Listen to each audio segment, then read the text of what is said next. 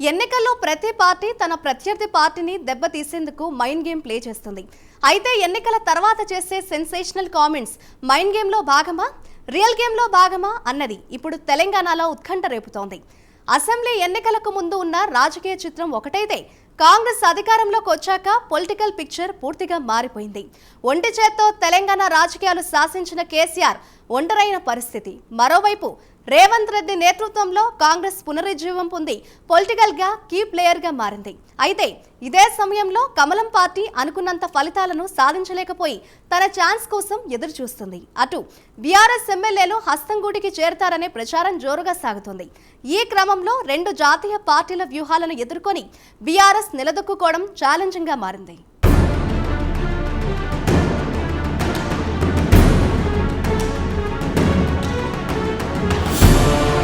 సార్వత్రిక ఎన్నికల ప్రచారంలో భాగంగా బీఆర్ఎస్ చీఫ్ కేసీఆర్ తమతో 25 మంది కాంగ్రెస్ ఎమ్మెల్యేలు టచ్లో ఉన్నారని చెప్పడం చర్చనీయాంశంగా మారింది. 6 నెలల్లో ప్రభుత్వం పడిపోవడం ఖాయమని కామెంట్లు చేశారు. అయితే స్వయానా కేసీఆర్ 25 మంది ఎమ్మెల్యేలు తమతో టచ్లో ఉన్నారని చెప్పడం, రేవంత్ రెడ్డి బీజేపీలోకి వెళ్తారని ప్రచారం చేయడం వ్యూహంలో భాగమే అని అర్థమవుతోంది. అయితే ఇది ఓటర్లను ప్రభావితం చేయడం కోసమా, లేక కాంగ్రెస్ ఎమ్మెల్యేలను ఆకర్షించే ప్రయత్నంలో భాగమా అన్నది ఆలోచించాల్సిన విషయం.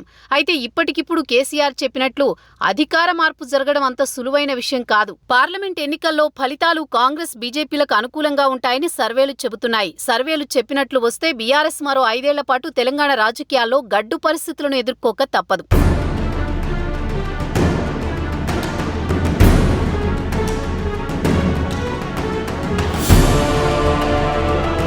పార్లమెంట్ ఎన్నికల సందర్భంగా కేసీఆర్ 25 మంది కాంగ్రెస్ ఎమ్మెల్యేలు తమతో టచ్లో ఉన్నారని చెబితే, కాంగ్రెస్ మాత్రం ఓ అడుగు ముందుకేసి ఇప్పటికే బీఆర్ఎస్కు చెందిన 3 ఎమ్మెల్యేలను తమ వైపుకు తిప్పుకుంది. కడియం శ్రీహరి, దానం నాగేందర్, తెల్లం వెంకట్రావు హస్తం గూటికి చేరారు. అంతేకాకుండా ఇటీవల 25 మంది ఎమ్మెల్యేలు తమతో టచ్లో ఉన్నారని, వాళ్ల పేర్లు చెబుతానని మంత్రి కోమటిరెడ్డి వెంకట్రెడ్డి ప్రకటించారు. అదే రీతిలో కేసీఆర్ కూడా తనతో టచ్లో ఉన్న కాంగ్రెస్ ఎమ్మెల్యేల పేర్లు చెప్పాలని సవాల్ చేశారు. జూన్ 5వ తేదీన బీఆర్ఎస్ ఎమ్మెల్యేలు తమ పార్టీలో చేరతారని ఏకంగా ముహూర్తం కూడా పెట్టేశారు. అయితే నిజంగా ఈ పరిణామం జరుగుతుందా లేదా అన్నది పక్కన పెడితే, అటు బీఆర్ఎస్ ఇటు కాంగ్రెస్ రెండు పార్టీలు కూడా మైండ్ గేమ్ను స్టార్ట్ చేశాయని చెప్పడంలో ఎలాంటి సందేహం లేదు.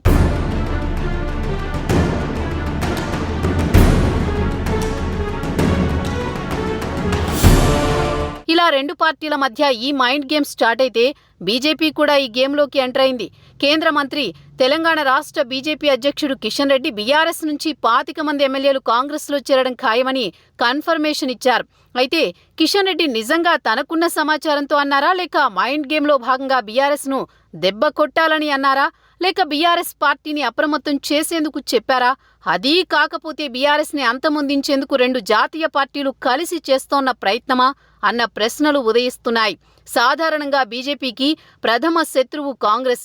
అలాంటి కాంగ్రెస్లోకి బీఆర్ఎస్ ఎమ్మెల్యేలు వెళ్తున్నారని చెప్పడం వెనుక బీఆర్ఎస్ చీఫ్ కేసీఆర్ను రెచ్చగొట్టి తమ వైపుకు తిప్పుకునే ప్రయత్నమా అన్న కోణంలోనూ ఈ వ్యాఖ్యలను చూడాల్సి ఉంది.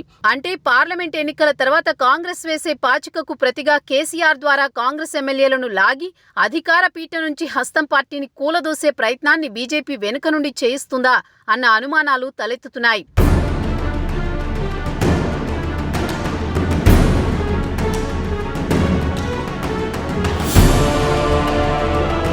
2014లో అధికారంలోకి వచ్చిన వెంటనే కేసీఆర్ కాంగ్రెస్ ఎమ్మెల్యేలను చీల్చి తన పార్టీలో చేర్చుకున్నారు. అందుకు ఆనాడు ఆయన చెప్పిన కారణం సేమ్ కిషన్ రెడ్డి బహిరంగంగా నేడు చెప్పిన వ్యాఖ్యలాగానే ఉన్నాయి.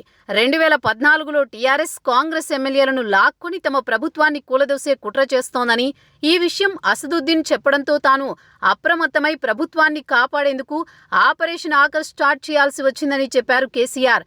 ఇప్పుడు అదే రీతిలో కిషన్ రెడ్డి 25 మంది ఎమ్మెల్యేలు బీఆర్ఎస్ నుంచి కాంగ్రెస్లోకి వెళ్తున్నారని హింట్ ఇవ్వడం మరోసారి కాంగ్రెస్ను బీజేపీ సాయంతో గద్దె నుంచి దింపే కార్యక్రమం కేసీఆర్ ద్వారా జరుగుతుందా అన్న అనుమానాలు వ్యక్తమవుతున్నాయి.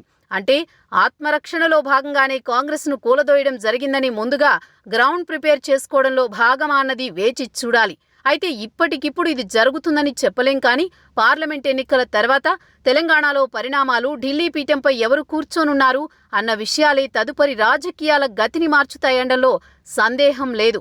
తిరిగి మూడో దఫా ఎన్డీఏ కూటమి అధికారంలోకి వస్తే మాత్రం తెలంగాణలో తమ ప్రధాన ప్రత్యర్థి అయిన కాంగ్రెస్ను కమలం నేతలు అధికారంలో ఉంచుతారా దించుతారా అన్నది వేచి చూడాల్సిన అంశం.